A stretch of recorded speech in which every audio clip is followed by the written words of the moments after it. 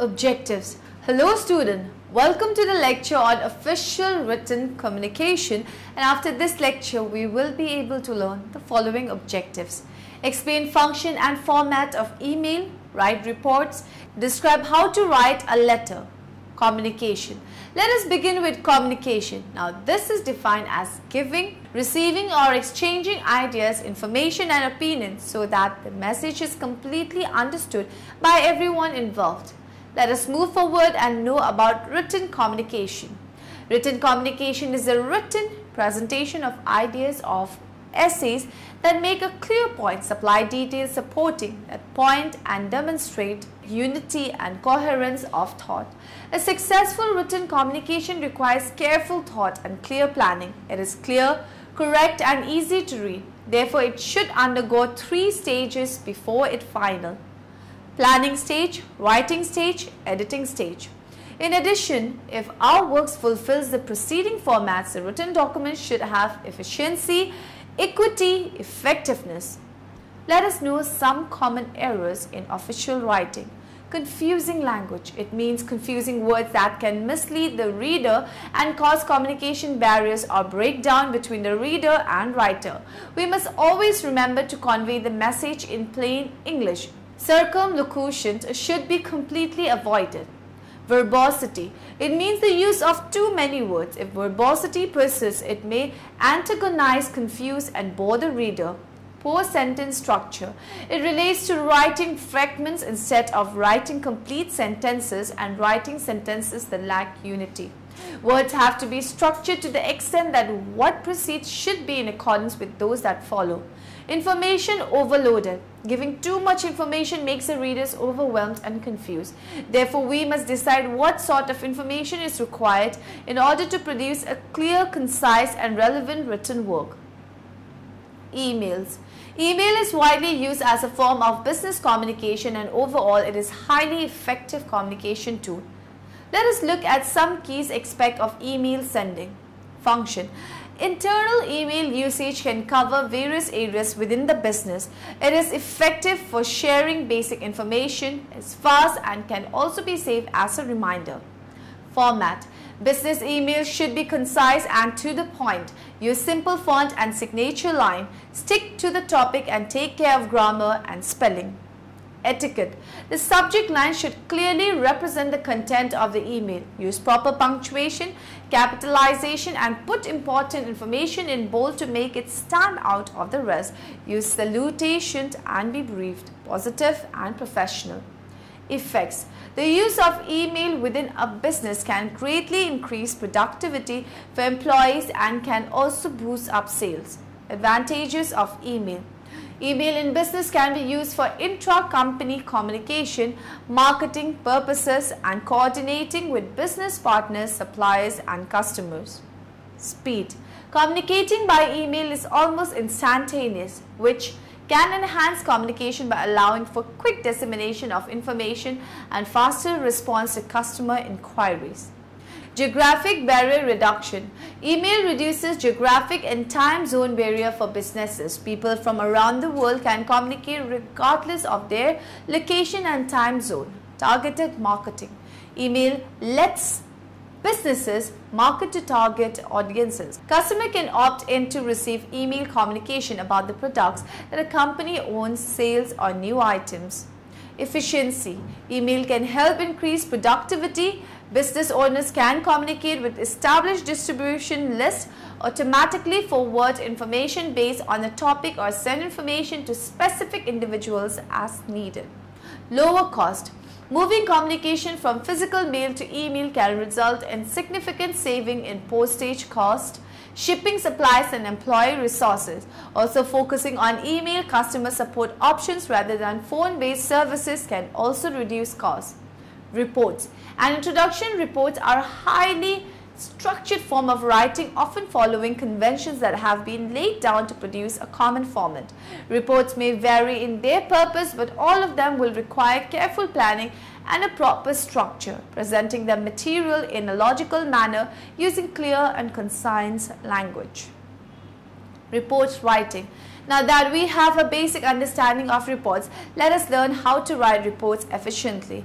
The following stages are involved in writing a report: clarifying our terms of reference, planning our work, collecting our information, organizing and structuring our information, writing the first draft, checking and redrafting. Terms of reference. The terms of reference of a report are the guiding statement used to define the scope of our investigation. Knowing our purpose will help us to be more clear while presenting our ideas and selective while gathering data.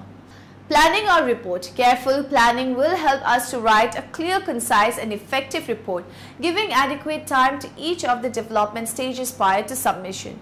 Here are some tips for planning. Consider the report as a whole. Break down the tasks of writing into various parts. Be aware of the maximum time you have. Divide the tasks into various planning stages. Collecting information. Ask yourself the following question before starting to collect information. What is the information we need? Where do we find it?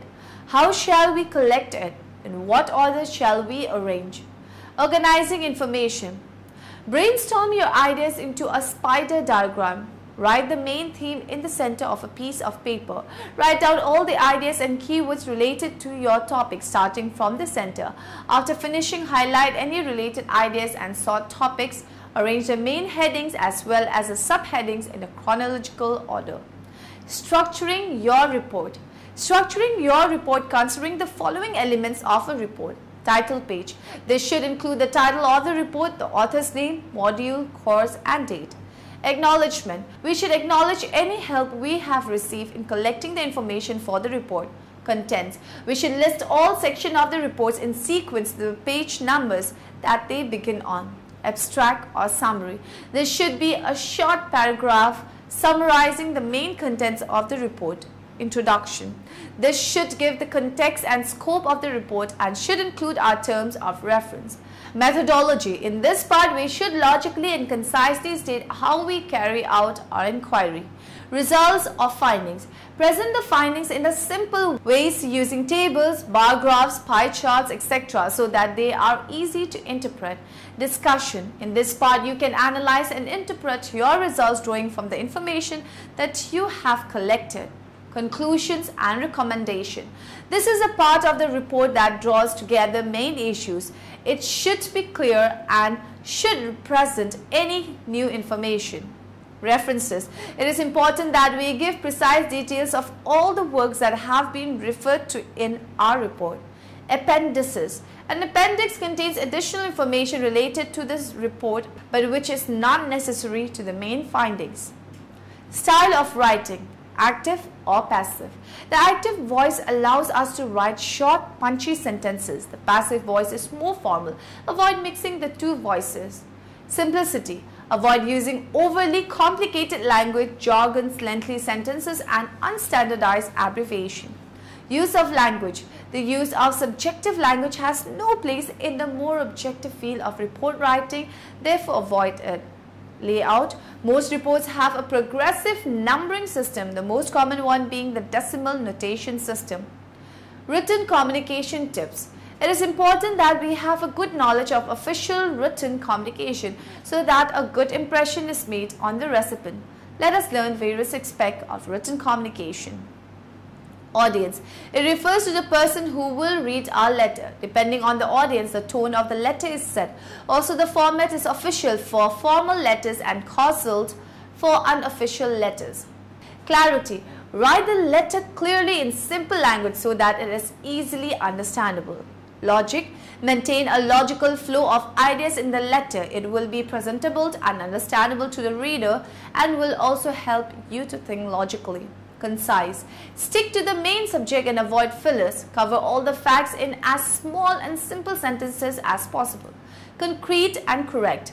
Credibility of the information is necessary. Therefore, use specific words and do not exaggerate. Complete. Follow the subject-verb-object rule. Do not use rhetorical questions in your letter. Use effective sentences and punctuate them wherever necessary. Concentrate and courteous. Add a human touch to the letter. Use appropriate greetings and sign-offs. Concentrate. Concentrate on what you are writing and don't drift off the subject. Read previous correspondence and anticipate obvious questions and answer them. Proofread. Reread the letter for any errors in language, tone or information before sending. Minutes. Minutes of a meeting are the official records of what took place in the meeting. Let us learn some tips for preparing the minutes of a meeting. Before the meeting, choose your tool. Decide how you will take notes on paper, laptop or recorder. Make sure the tool of choice is in working order and you have a backup. Use a meeting agenda to formulate an outline. During the meeting, pass around the attendance sheet. Get a list of committee members and make sure you recognize them all. Note the time the meeting begins. Just jot down the main idea, not every single comment. Write down motions and the results of votes, if any. Make notes of any motion to be voted on next meeting. Note the ending time. After the meeting, type up the minutes as soon as possible. Include the name of organization, name of committee, kind and purpose of meeting. Include the starting and ending time. Proofread the minutes before submitting. Letter writing. Letter writing is a basic form of communication used for communication between individual, organization, companies and government bodies. Letters sent internally to people in an organization are called memos. The letters written for official purposes are called formal letters and have a formal tone. Let us learn the basic of letter writing. We write letters to each other when we want to inform others about something, persuade others to take action or promote an idea, propose our ideas. Now here are some quick tips on writing letters. Analyze your audience and set the tone accordingly. Determine your purpose. Gather information to provide enough information and explanation. Create an outline to make the letter systematic and smooth. Write a draft to organize your ideas.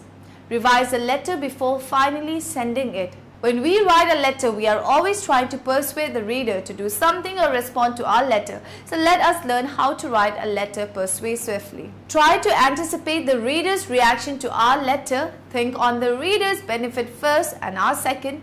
Adjust our language to the reader and use terms and concepts that we think the reader will be familiar with. Write with a positive attitude and show confidence. Do not condescend and talk down to the reader. Show humility, flattery and pride in our achievements but in a limited extent. Do not preach our ideas and do not make it sound as if we can solve the whole world's problems. Be service-oriented and not money-minded. Let us now learn how to actually write a letter. Writing the introduction. The introduction is the first part of our letter. It includes everything from the letterhead to the first paragraph. The letterhead or return address. The letterhead or return address informs the readers of various things like the company's name, address, phone number, etc. The inside address. This is the recipient's address. It includes his name and position, the organization name and complete mailing address. Attention line. This line serves the purpose of directing our letter to the right person when we cannot address it to him directly. Salutation. It is polite to offer some form of salutation before we start speaking to or conversing with the person. The subject line. Use a concise and precise phrase to describe our businesses with the recipient. Writing the body. The body of the letter is usually written in three parts. Introduction. It precisely expresses a couple of things, namely why we are writing and what response do we expect from the reader. Body or middle. It supports the main idea by giving more details and explanation. Conclusion. It is the part where we drive the message through. Don't forget to add a salutatory clause and your name. This is a sample of a formal letter. The addresses, date, salutation and the first paragraph form part of the introduction. The middle two paragraphs are the body and the last paragraph along with the flattery clause and name is the conclusion of the letter. Summary. Now in the end, let us summarize what we have learned in this lecture.